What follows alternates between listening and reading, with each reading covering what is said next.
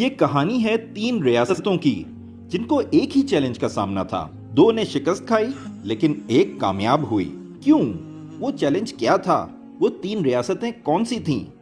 پہلی ریاست آج بھی دنیا کی سپر پاور ہے جس کو USA کہتے ہیں.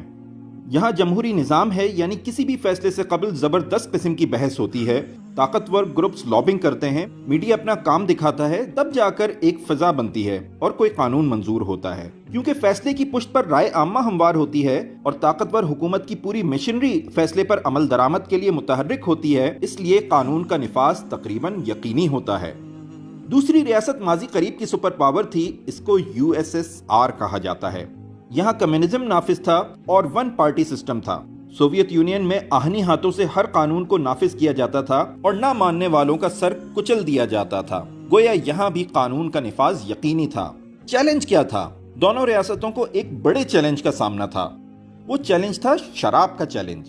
دونوں ریاستوں کے سوچنے سمجھنے والے طبقات اس نتیجے پر پہنچ چکے تھے کہ شراب ان کی ریاست کی ترقی میں بڑی رکاوٹ ہے، اور اس حوالے سے یکسو ہو چکے تھے کہ یا تو ان کی ریاست میں شراب نہیں چلے گی یا شراب کے استعمال کو بہت زیادہ کم کرنا ہوگا.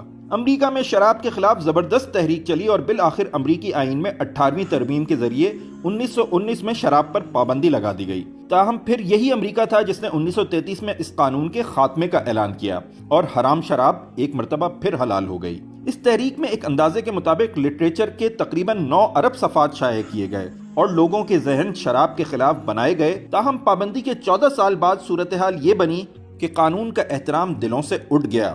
حرام چیز اس سے زیادہ استعمال ہونے لگی جتنی وہ حلال ہونے کے زمانے میں استعمال ہوتی تھی. شراب کی خفیہ فروخت کو بدعنوان حکومتی کارندوں نے یقینی بنایا.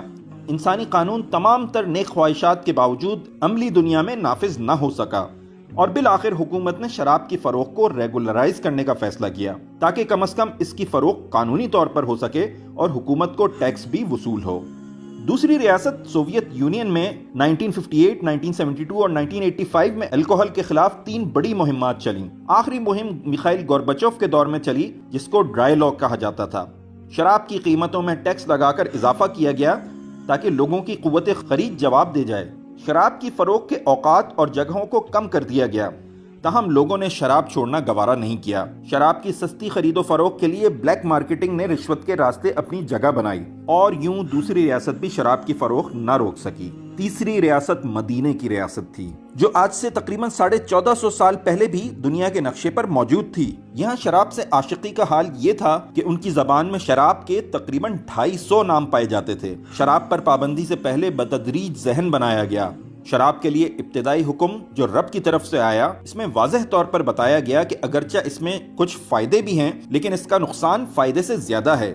مسلمانوں کے ایک گروہ نے شراب چھوڑ دی، تاہم دوسروں نے اس کو جاری رکھا. دوسری وحی میں بتلایا گیا کہ نشے کی حالت میں نماز کے قریب نہ جاؤ. یہ سن کر لوگوں نے شراب نوشی کے اوقات مقرر کر لیے. شراب کے نقصان ابھی بھی موجود تھے کہ نشے میں فساد رونما ہوتا اور قتل و غارت گری تک نوبت آ جاتی. پھر تیسرا حکم آیا اور واضح کر دیا گیا کہ شراب اور دیگر کچھ چیزیں شیطان کی گندگیاں ہیں، ان سے دور رہو تاکہ تمہیں فلاح نصیب ہو. یہ حکم آنا تھا کہ شراب کے مٹکے توڑ دیے گئے. مدینہ کی گلیوں میں شراب بہا دی گئی. حکم نہ ماننے والوں کے لیے 40 کوڑوں کی سزا بھی مقرر ہوئی. یوں مدینہ کی ریاست شراب کی روک تھام میں مکمل کامیاب ہوئی. کیا آپ نے کبھی غور کیا کہ 2 ریاستیں شراب کے معرکے میں شکست کھا گئیں اور مدینہ کی ریاست فتح یاب ہو کر نکلی؟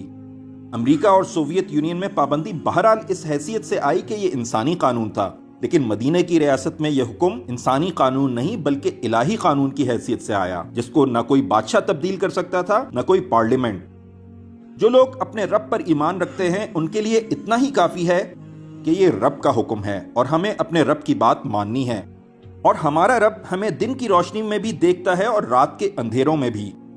جو مومن روزوں کے دوران پانی جیسی حلال اور ضروری چیز بھی تنہائی میں گوارا نہیں کر سکتا، وہ شراب کے قریب بھی کیسے جا سکتا ہے؟